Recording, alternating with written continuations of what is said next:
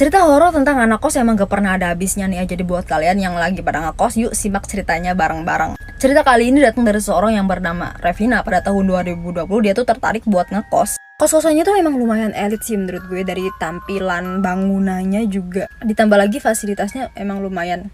Ada cleaning service-nya seminggu 2 kali. Terus juga emang tempatnya tuh strategis di tengah kota.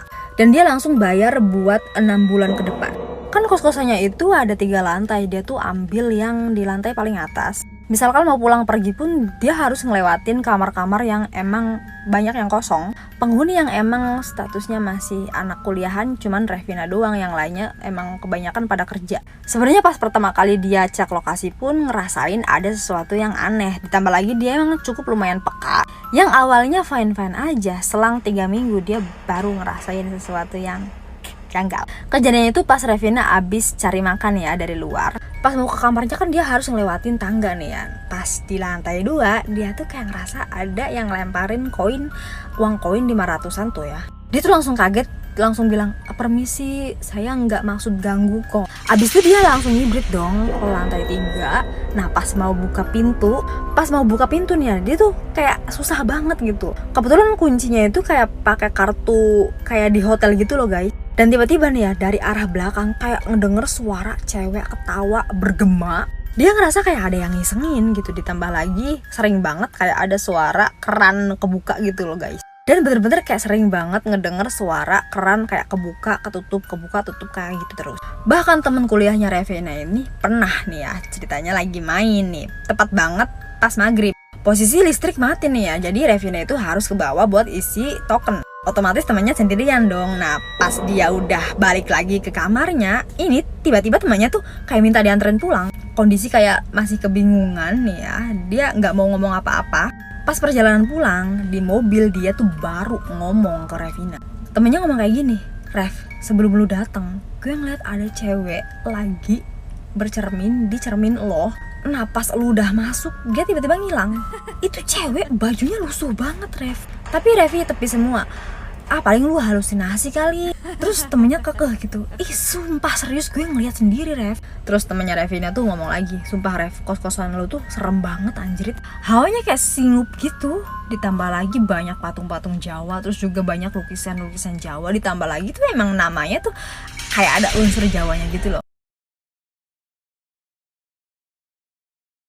Oke, ini part 2 dari kosan elit. Sorry gue tag videonya telat banget. Pas kemarin ya, di pertengahan video gue langsung cut karena emang suasananya gak enak banget. Gue tag videonya jam 2 malam cuy. Emang sering banget gue cari penyakit.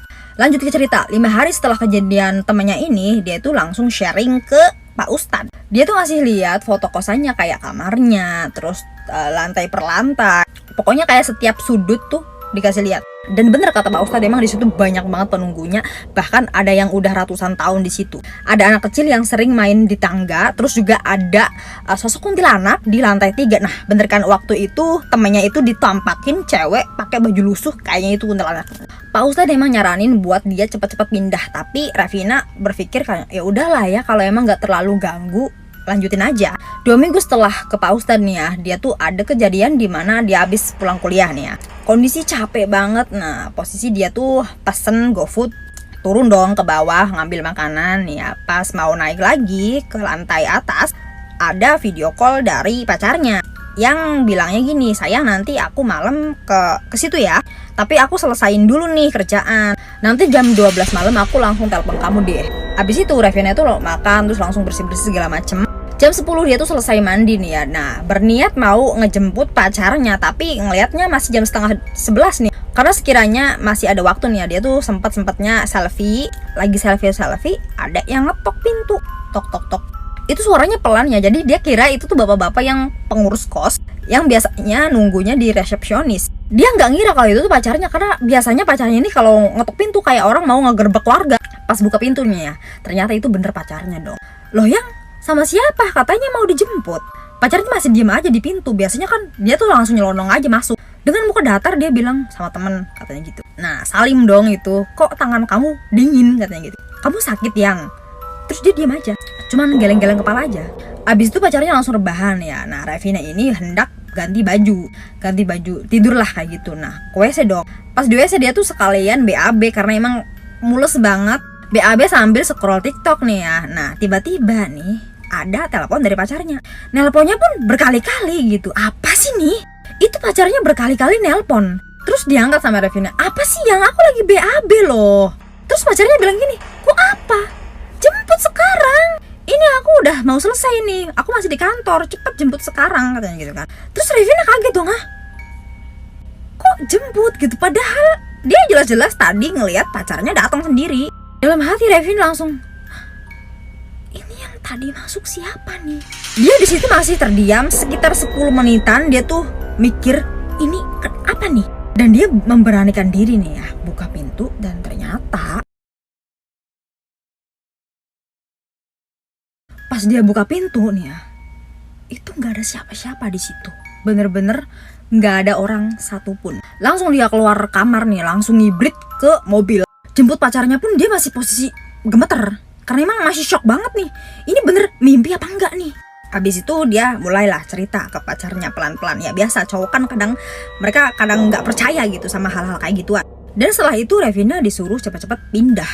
Nah habis itu dia langsung pindah dong. Setelah itu Revina ini pergi ke orang pinter, nanyain, dan benar, Revina ini disukai salah satu penunggu kosan itu, yaitu Gondoruo. Karena emang Revina ini kadang-kadang nih ya, sering banget pas keluar kamar ini dalam posisi pakai bajunya seksi. Nah akhirnya si Gondoruo ini menyerupai pacarnya dong, biar bisa masuk ke kamarnya. Nah katanya nih, emang Gondoruo ini udah lama banget tuh. Kayaknya sih yang kata Ustadz ini yang udah tinggal di situ ratusan tahun kayaknya. Pas dia nanya-nanya ke salah satu penjaga kosan itu, dan benar, katanya sering banget tuh ada penampakannya tuh makhluknya tuh kayak tinggi besar hitam, dan itu benar itu. Dia pun pindah dari situ. Dia pindah pun dia nggak bawa cermin yang biasa dia pakai, karena emang pada saat itu pernah dipakai Mbak Kuntilanak buat bercermin. Takutnya ngikut gitu, mungkin kayak gitu ya. Nah kayak gitu guys ceritanya. Buat kalian nih ya, dimanapun kalian berada, tetap kalian harus sering-sering kayak baca-bacaan ayat-ayat Al-Quran kayak gitu, biar kalian selalu terjaga juga. Dan inget ya, ini bukan perkara soal masalah agama nih ya, karena emang sering banget gue dapat cerita-cerita horor yang disukai makhluk halus karena sering banget berpakaian seksi. Karena emang makhluk kayak gitu juga punya nafsu cuy, nafsunya lebih tinggi gitu. Jadi hati-hati buat kalian. Gue agak kesel juga nih kalau ada anak-anak remaja yang komen di konten gue yang pas waktu gue bahas disukai jin itu, yang bilangnya kayak gini, nggak apa-apa kak, saya tanya kalau ganteng sih nggak apa-apa, rela. Astagfirullahaladzim, you know geluh kok jangan embung aing mambung. Tolong ya, jangan sekali-kali kayak gitu. Kalau udah disukai jin tuh berabe, serius. Oke, segitu aja cerita horornya, lumayan serem sih menurut gue. So nantikan terus cerita horor terbaru dari Erni Jebel.